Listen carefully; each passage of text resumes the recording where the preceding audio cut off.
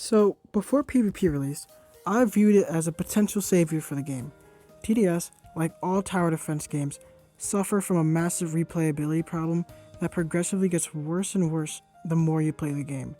No matter how good or bad a game is, having to deal with the almost exact same gameplay loop every single time in almost every game mode is extremely annoying, and it was why so many people were so excited for the PvP mode to release. I personally think that PvP mode is one of the last actually unique features that Paradoxum is going to add for a while, and they blew it in the most Paradoxum way possible. Let me explain. So first, to set the tone, you're almost guaranteed to play on Crash Course, as it is not only an objectively better map than all the others, but it also has priority over everything else. Meaning if two players vote for Crash Course, and another two players vote for a different map, Crash Course will always win. And then you have to deal with some of the most atrocious gameplay of all time, which mostly consists of placing splash towers and clicking the nice send button as fast as you can for the entire game.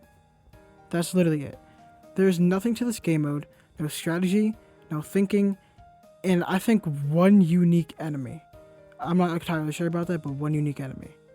Now, I can't really tell you that much about the other arenas, as I'm not stupid enough to even try to get to them, but I can tell you this about the basic one. It can either finish in like 3 waves, or it can take extremely long to finish a game, and it just consists of spamming brutes, templars, and waiting for them to bless everything around them, and taking a nap and hoping the other person died. There's also just no variation or adaptation required in this game mode at all. As I said before, you're just rewarded for spamming enemies as fast as you can to the point where it's less about defense and more about just getting a better eco. I think it would be better if there was a punishment for actually sending enemies, so people would have to strategize their attacks and not just spam. And in terms of defense, if you're not playing with a select few towers, you're kind of just dead. They try to counteract this by adding a banning system, but you could also just hide your loadout or use a bait loadout, which is my personal favorite. Also, every good tower that a player does ban has a replacement, which effectively does the exact same thing, resulting in the same gameplay loop every single time, which is what PvP was supposed to fix in the first place. I think one of the biggest issues with it is that there are no unique enemies.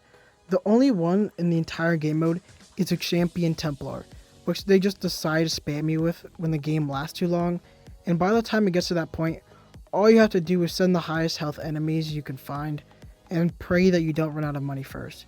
When PvP was first being developed, I think they were going to make an entirely new mode with completely new enemies for it, but they decided to just say, screw this. They took all the base game mode enemies and imported them to PvP just because, and then they just started spamming bosses, which they reuse in the modifiers, which is very annoying because it's not even unique to PvP. Also, in my opinion, the worst part of PvP is the terrible grind. I mean, it is seriously criminal to expect humans to play that long to complete the battle pass. I've heard some people say it takes 50 hours, others have said it takes up to 100. I'm not exactly sure, but it's absolutely crazy. It's to the point where, at the beginning, the community actually figured out, instead of playing the game, they can just win trade and get the only thing they actually want from the game mode, which is a champion accelerator skin. Even WikiColors, a QA tester for the game, win traded his way up to the max rank. Of course, win trading was fixed, but it just goes to show you how bad the system is. Also, the ranking system is made even worse by the fact that if you lose a game, you lose so much more elo than if you win, to the point where you have to win multiple games in a row just to make up for one loss. For someone with low expectations for Paradoxum, even I'm surprised at how they turned a literal player versus player mode into a grind fest.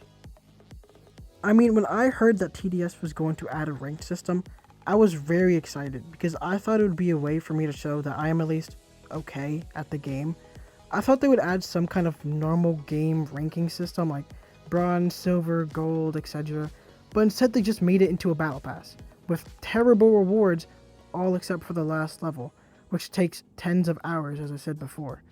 I'm actually extremely disappointed at how PvP is not a display of skill at all.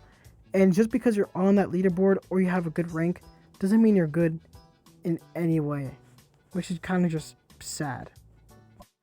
Also, matchmaking, as in every mode, is particularly bad in this PvP mode. TDS already has a problem with terrible teammates, where people just leave, troll, don't listen, or are just complete idiots, and you will more than likely encounter all of these scenarios if you use matchmaking. Which is why it's almost impossible to play this game without a good team that you can communicate with outside of Roblox. This player base is mostly dumb, and I don't recommend playing with matchmaking randoms at all. I've also seen high level people just lose because they get a terrible teammate, and matchmaking is just so unreliable, it's crazy. I think they could level restrict rank mode, or they could again make a normal ranking system where it matches people with similar ranks against each other or on the same team, where right now it's a complete gamble of whether you're getting a complete idiot or an absolute god.